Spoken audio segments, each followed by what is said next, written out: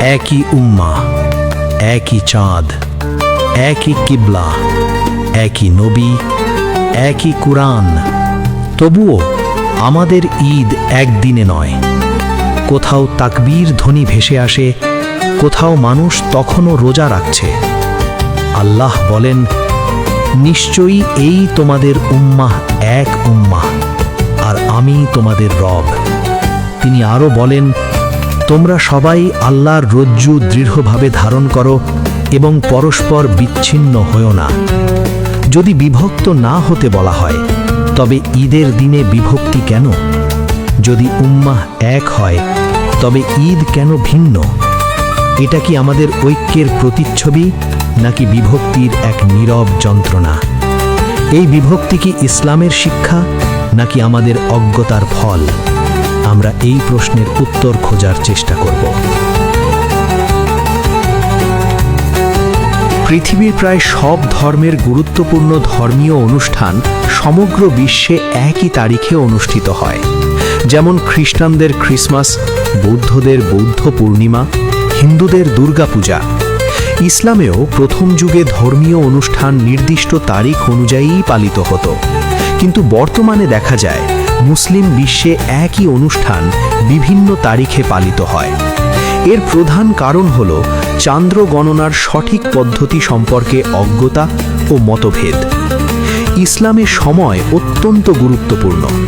নামাজ, রোজা, হজ সবই সময় নির্ভর ইবাদত। পবিত্র কোরআনে আল্লাহ বলেন, নিশ্চয়ই সলাত মুমিনদের উপর নির্দিষ্ট সময়ে ফরজ। রমজানের রোজা সম্পর্কেও বলা হয়েছে, তোমাদের মধ্যে যে এ মাস পাবে সে যেন এ মাসে রোজা রাখে। প্রশ্ন হল, যদি সময়ের আগে বা পরে নামাজ আদায় করলে তা গ্রহণযোগ্য না হয়, তবে রোজা বা ঈদ ভুল তারিখে হলে তা কিভাবে গ্রহণযোগ্য হয়?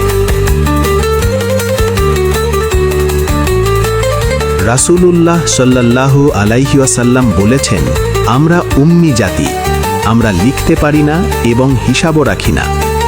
এখানে গুরুত্বপূর্ণ শব্দ হল উম্মি, অর্থাৎ এমন এক জাতি যারা তখন লিখন পঠন ও জ্যোতির্বিজ্ঞানিক হিসাব জানত না। তৎকালীন আরব সমাজে জ্যোতির্বিজ্ঞান উন্নত ছিল না, তাই চাঁদ দেখা ছিল একমাত্র সহজ উপায়। সে কারণেই রাসূলুল্লাহ সাল্লাল্লাহু আলাইহি ওয়াসাল্লাম বলেছেন, তোমরা চাঁদ দেখে রোজা রাখো এবং চাঁদ দেখে ঈদ করো। কিন্তু পরবর্তীতে মুসলিম রাষ্ট্র মদিনা থেকে বিস্তৃত হয়ে এশিয়া, ইউরোপ ও আফ্রিকায় ছড়িয়ে পড়ে। প্রশাসনিক শৃঙ্খলার প্রয়োজন দেখা দেয়। তখন খলিফা উমর রাদিয়াল্লাহু আনহু হিজরি সন চালু করেন, যার পরামর্শ দেন আলী ইবনে আবি তালিব রাদিয়াল্লাহু আনহু। এটি প্রমাণ করে ইসলাম সংগঠিত ক্যালেন্ডার ও সময় ব্যবস্থাকে স্বীকৃতি দেয়। পবিত্র কোরআনে আল্লাহ বলেন, সূর্য ও চন্দ্র নির্দিষ্ট হিসাব অনুযায়ী চলমান। আরও বলেন, তিনি সূর্যকে দীপ্তিময় এবং চন্দ্রকে জ্যোতির্ময় করেছেন এবং তার জন্য বিভিন্ন মঞ্জিল নির্ধারণ করেছেন, যাতে তোমরা বছর ও হিসাব জানতে পারো। অর্থাৎ চন্দ্রের গতি নির্ভুল, গণনাযোগ্য, পূর্ব নির্ধারিত। তাহলে আমরা কেন অনিশ্চয়তার উপর নির্ভর করব? সময় গণনার মূল ঘড়ি হল সূর্য ও চন্দ্র। আল্লাহ প্রদত্ত এ ঘড়ির সর্বজনীন রূপ দিয়েছে আধুনিক বিজ্ঞান। ফলে বর্তমানে সময় গণনা এতই নিখুঁত যে ঘন্টা, মিনিট, সেকেন্ড, এমনকি সেকেন্ডের ভগ্নাংশ পর্যন্ত গণনা করে বলে দেওয়া সম্ভব। আজ পৃথিবীর যে কোনো স্থানের চাঁদের জন্ম মুহূর্ত সেকেন্ড পর্যন্ত নির্ণয় করা যায়। NASA, China national space administration, Roscosmos, JAXP সহ বিশ্বের বহু গবেষণা প্রতিষ্ঠান চাঁদের কক্ষপথ নির্ভুলভাবে গণনা করে। Time and date, Stellarium, moon কানেকশনের মতো ওয়েবসাইট ও অ্যাপ সহজেই জানিয়ে দেয় পৃথিবীর কোথায় কখন প্রথম চাঁদ দৃশ্যমান হবে। এটি অনুমান নয়, এটি নিশ্চিত জ্ঞান। কুরআন বলে, তারা শুধু অনুমানই অনুসরণ করে, অথচ অনুমান সত্যের কোনো উপকার করে না। অর্থাৎ ইসলাম নিশ্চিত জ্ঞানকে অগ্রাধিকার দেয়, অন্ধ অনুমানকে নয়।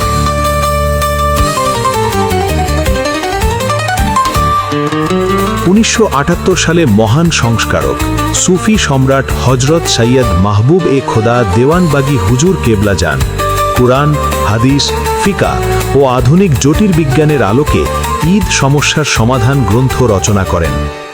তিনি একটি সুসংগঠিত চান্দ্রপঞ্জিকার কাঠামো প্রস্তাব করেন। আদিম চান্দ্রপঞ্জিকা, অষ্টবর্ষ অর্থাৎ 8 বছর চক্র, লিপ ইয়ার কাঠামো। এই পদ্ধতিতে 8 বছর সমান 2835 দিন সমান 405 সপ্তাহ। ফলে শতাব্দীর পর শতাব্দী তারিখ ও বার একই ধারায় বজায় থাকে। পরে বইটি Eid moon citing problem and solution নামে ইংরেজিতে অনুবাদ করা হয়। আন্তর্জাতিক সমর্থন। 1986 সালে বিষয়টি ওআইসিতে উত্থাপিত হয়।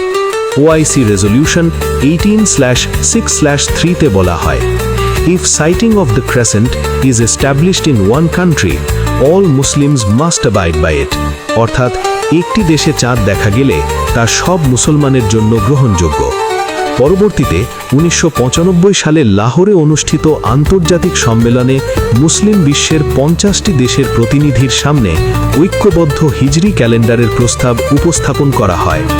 2016 সালে ইস্তাম্বুলে অনুষ্ঠিত international Congress on the unification of হিজরি ক্যালেন্ডার সম্মেলনেও বৈশ্বিক ক্যালেন্ডারের পক্ষে মত দেওয়া হয়। আলেমদের মতামত। মিশরের প্রখ্যাত মুহাদ্দিস শেখ আহমদ মাহমদ শাকির বলেন, বিধান পরিবর্তিত হয় যখন কারণ পরিবর্তিত হয়। তিনি আরও বলেন, অজ্ঞানতার কারণে চাঁদ দেখার নির্দেশ দেওয়া হয়ে থাকলে জ্ঞানের যুগে গণনা গ্রহণ করা বৈধ। এই মতকে সমর্থন করেছেন মুস্তফা আল মারাগি, মুস্তফা আল জারকা, ইউসুফ আল কারজাভি।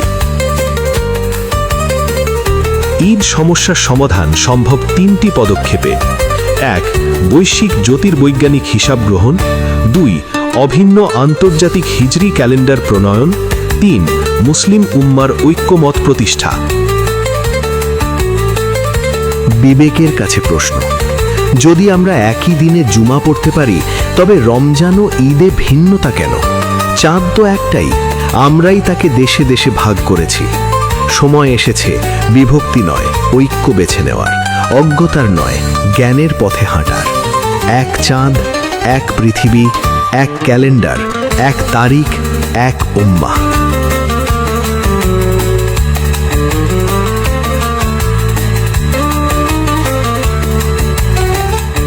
ঈদ সমস্যা চাঁদের নয়, সমস্যা আমাদের মানসিকতার।